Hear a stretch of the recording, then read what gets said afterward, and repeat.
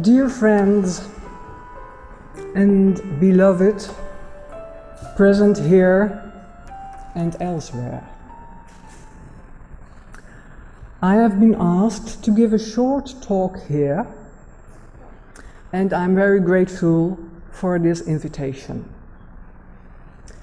As you can see from my profession, I am not a scientist, so I will just give a small contribution by way of a practical and meditative point of view.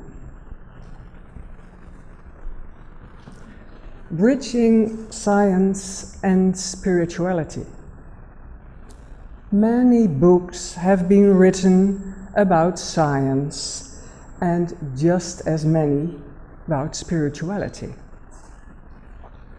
What is the bridge between science and spirituality? Should there be a connection at all? Where does the inspiration for scientific discoveries comes from? Albert Einstein, mentioned several times here, is a good example of someone who built a bridge between science and spirituality. It is said that H.P. Blavatsky's secret doctrine was always within reach, lying on his desk. There are a few book titles referring to the link between science and spirituality. The Universe in a Single Atom, The Convergence of Science and Spirituality by the Dalai Lama, The Science of Yoga by Taimi, A Flash of Lightning in the Dark of Night, A Guide to the Bodhisattva's Way of Life by the Dalai Lama, and Science and the Sacred by Ravi Ravindra.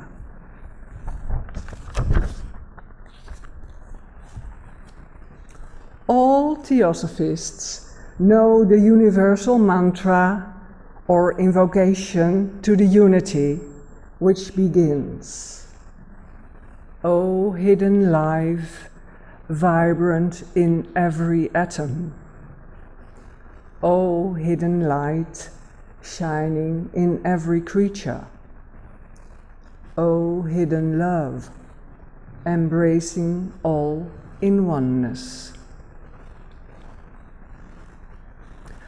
The motto, which forms part of the emblem of the Theosophical Society, is Satyam Nasti Paro Dharma. In the Netherlands, we use these Sanskrit words, for they are far more potent than just stating there is no religion higher than truth. With the emphasis on freedom of thought, TS members are students of life, together searching for truth, seeking the art of living correctly. This search for truth is meant to discover the unknown through the study of comparative religion, philosophy, and science, the second object of the TS, through investigating the unexplained laws of nature and the powers latent in man, the third object. We human beings start discovering our world from the moment of birth, initially for survival. we go on experiencing and learning until the time we close our eyes at the moment of our physical death. This discovery is a task for a lifetime. What we take in, understand, and remember depends entirely upon our abilities, our educational and cultural backgrounds. In short, we experience the world through our senses and then add to the mixture our thoughts and emotions. So, our observations can hardly be unbiased, real and pure. In human research and in science, there are many pitfalls. Here, discernment, ethics, personal integrity, and spirituality might be needed. In the Golden Stairs of H.P. Blavatsky is mentioned clearly a clean life, an open mind, a pure heart, an eager intellect, an unveiled spiritual perception.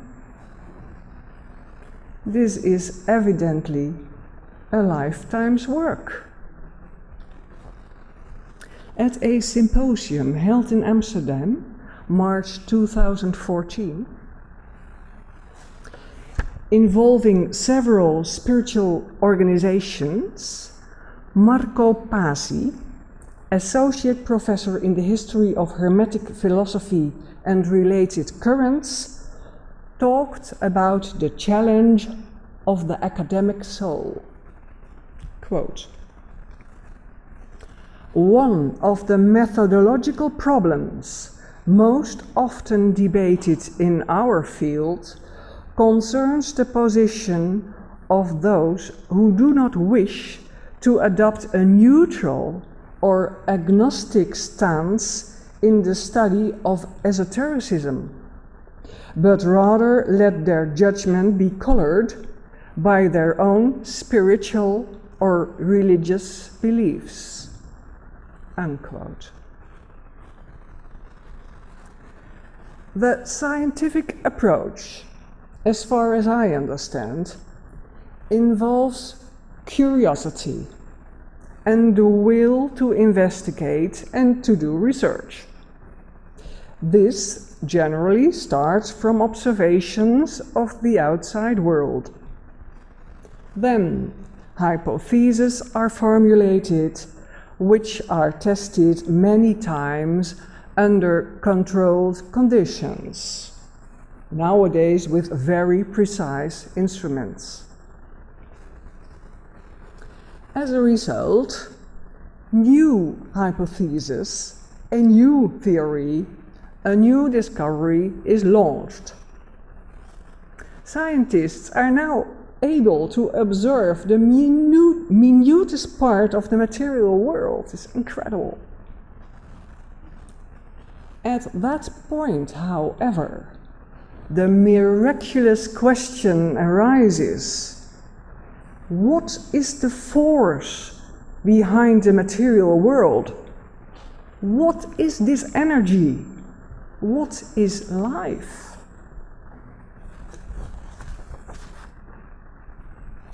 To capture this, more ethereal, more spiritual levels of understanding are required. Can we see beyond the material world? Can we really understand and see things as they really are? Can we reach pure vision at all?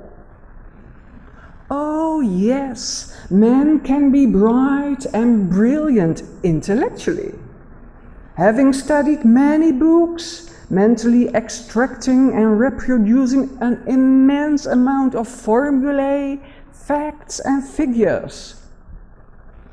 This is called the doctrine of the eye, of the head. But do we possess inner wisdom? Are we intelligent? This is the doctrine of the heart. What is our aim in life? Status? Pride? Profit for a few? Or a sharing with all mankind?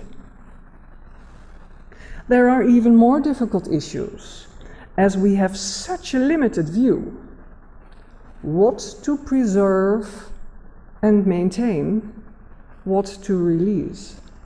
Because change in this physical world is inevitable.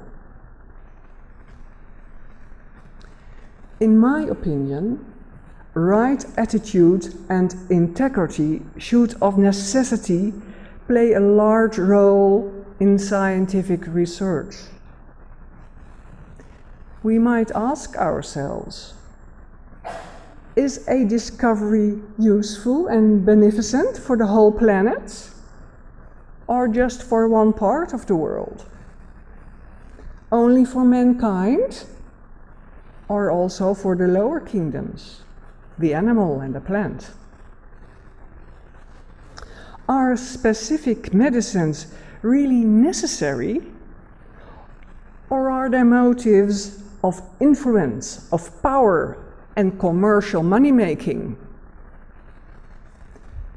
The former president of the TS, Mrs. Radha Bernier, once said, when speaking about physical illness, "What is wrong with dying?"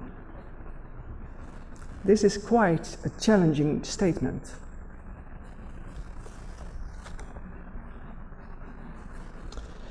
Dr. Klaus Kloostermaier, Professor Emeritus, University of Manitoba, Winnipeg, Canada, wrote in the Theosophist, November 2009, quote,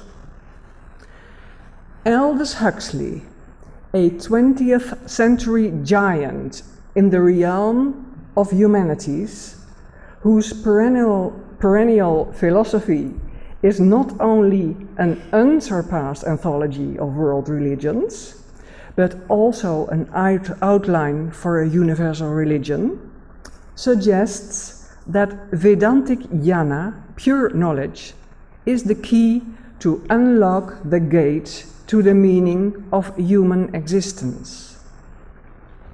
Our entire scientific enterprise, and with it a large part of our public educational effort, is largely dedicated to avoid the great human questions rather than addressing them. The reduction of rationality to the mathematical manipulation of data, which finds its epitome in the computer, not only restricts the scope of science and makes it ignore questions of meaning, it also convinces the average scientist and the masses who believe in science that questions of meaning, questions relating to the self, are unscientific and thus not worth pursuing. Research into such questions apparently does not pay. Modern science leaves out, on principle, questions which include the entire range of ethics, of aesthetics, of spirituality." Unquote. So, is there a bridge between science and spirituality? Most certainly there is. There ought to be one. And, I don't want to mention the word but, and it can always be improved upon. How should we act in order to strengthen this connection? To my mind, this is related to ethical questioning. Here, the first step must be taken by every man and woman individually. Everyone is free to make this decision for himself, and each one of us has to walk his or her path to reach the great Know Thyself, Gnoti Seauton, which is the text inscribed in the Temple of Apollo in Delphi.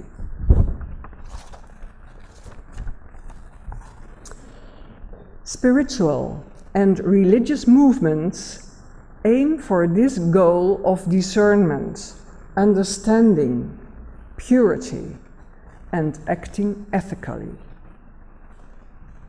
Although in the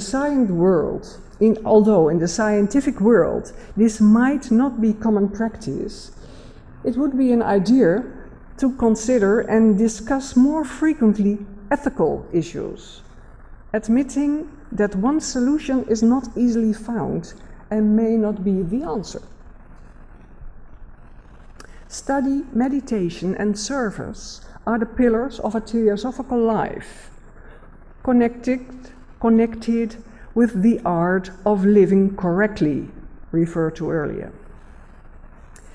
The ideal situation, to my opinion, could be that scientists combine their research with reasoning and reflection, a meditative study, the result of which could lead to a balanced and wholehearted service to mankind.